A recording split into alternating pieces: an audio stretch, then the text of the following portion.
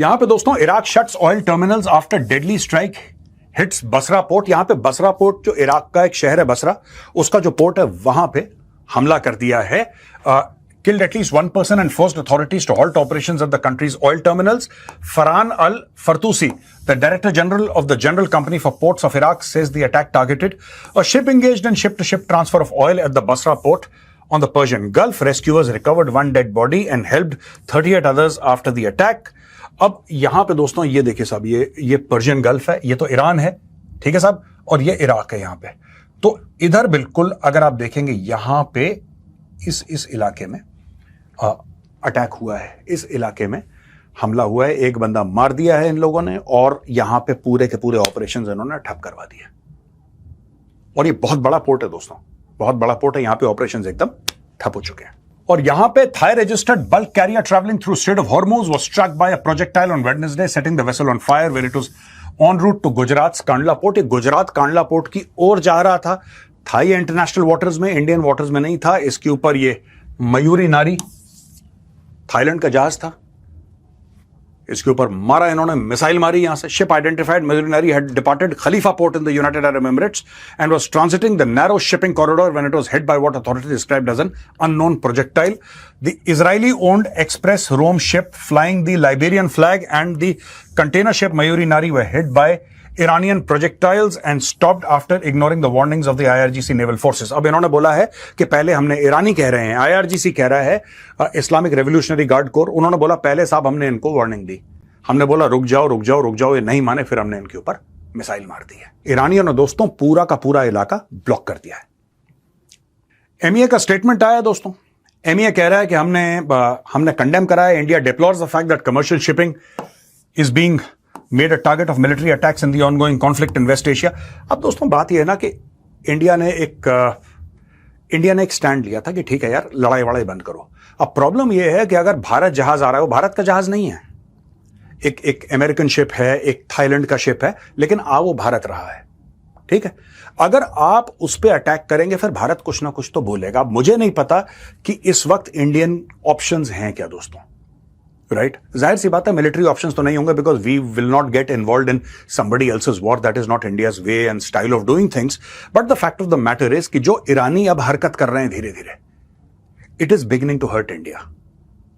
हमारा तेल वहां से आता है, चलो एक बात है कि आपने तेल बंद कर दिया, फिर जो भारत की ओर जहाज आ रहे हैं आप उनके ऊपर हमला कर रहे हैं, आप उनके ऊपर अटैक कर रहे हैं, तो आपका दोस्त कौन रहा?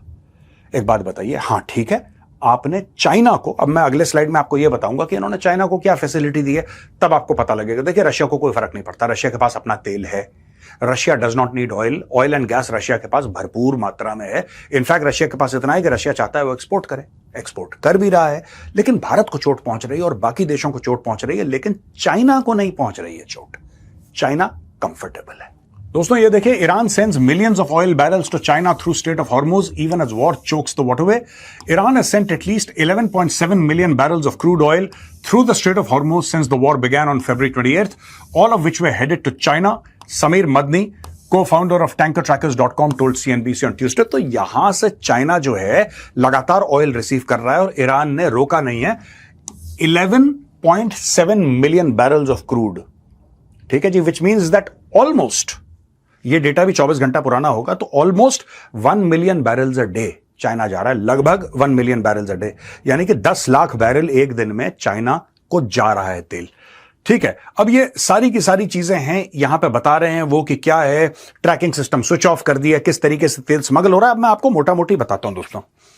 और यहां से ये स्ट्रेट ऑफ हॉर्मुज है, ठीक है ना, ये आपको पता है, यहां से तेल आ रहा है, यहां से यहां से यहां से, it will go like this, यहां से फिर ये इस तरीके से जाएगा, ठीक है जी।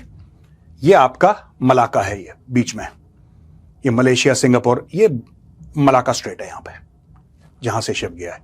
एक तो ये रास्ता है, दूसरा एक और रास्ता है दोस्तों बड़ा इंटरेस्टिंग, कि यहां से अगर ये शिप लाएं बाहर और ईरान कुछ ना बोले, ठीक है, और ये लोग कर सकते हैं अगर ये चाहें तो। अब मुझे नहीं पता, ये मेरा गैसवर्क है दोस्तों, कि समुद्र का रास्ता इस्तेमाल ही ना करें, ये समुद्र का रास्ता इस्तेमाल ही ना करें, ये टैंकर्स में डाल के यहां से सीधा पाकिस्तान के अंदर ले जाएं और यहां से through PoK oblique occupied Gilgit Baltistan, या सीधा का सीधा चाइना पाकिस्तान इकोनॉमिक कॉरिडोर, क्योंकि सीपैक का असली काम तो यही था।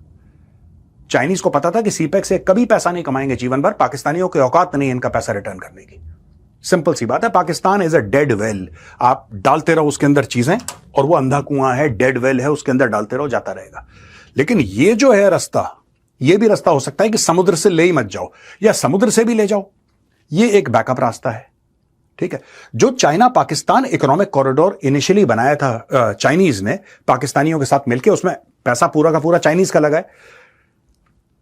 ये मलाका को देख के बनाया था एक जमाने में कि यार अगर यहां पे चोक हो जाता है, यहां पे कोई प्रॉब्लम हो जाती है, तो we should have an alternate route, फिर यहां से हम तेल भी ले जाएंगे, अपने फिनिश गुड्स भी भेजेंगे और हमारे लिए एक स्ट्रेटेजिक, यानी चाइनीज नेवी के लिए एक पोर्ट ऑफ कॉल भी हो जाएगा और सब कुछ हो जाएगा बढ़िया सा। That was the initial idea and it is the flagship project of the belt and road initiative. हुआ यह है दोस्तों कि अगर इन्होंने ईरान को यह बोला है कि आप, हम लोग एक काम कर रहे हैं, सीपैक एक्टिवेट कर रहे हैं, आप एक काम कर लो, आप यहां से ले जाओ। इनफैक्ट दोस्तों अगर आप यहां पे देखेंगे, ये जो इलाका है जो मैंने डॉट यहां पे लगाई है, this is Gwadar port. Generally give और टेक अ फ्यू किलोमीटर्स, ये मोटा मोटी गवादर पोर्ट है। ठीक है, यहां से वो सीधा आ सकते हैं, they can simply go. Road तो बन रखी है वहां पे, चाइना ने रोडें तो बना दी हैं, 10 साल से ज्यादा हो गए सीपैक को, इतनी रोड बना दी है उसने कि ट्रक से जा सके ये। So this could be one of the things that is happening. तो दोस्तों पूरा आपने देखा किस तरीके से बसरा पोर्ट पे अटैक, शिप्स पे अटैक, और वहां पे मसूद पेज़ेश्कियां, ईरान का राष्ट्रपति ये कह रहा है कि नहीं, जब तक तुमने 3 शर्तें पूरी नहीं करी हम जंग नहीं रोकेंगे। वहां पे ट्रंप, वो भी गोली दे रहा है, ये भी गोली दे रहा है। Masood पेज़ेश्कियां is also telling you things that are not true, and so is Donald Trump. Both of them are alike in that aspect. Donald Trump is also saying that this war can stop whenever I want, which is not true. Donald Trump does not have a handle on this war. It's taken a life of its own.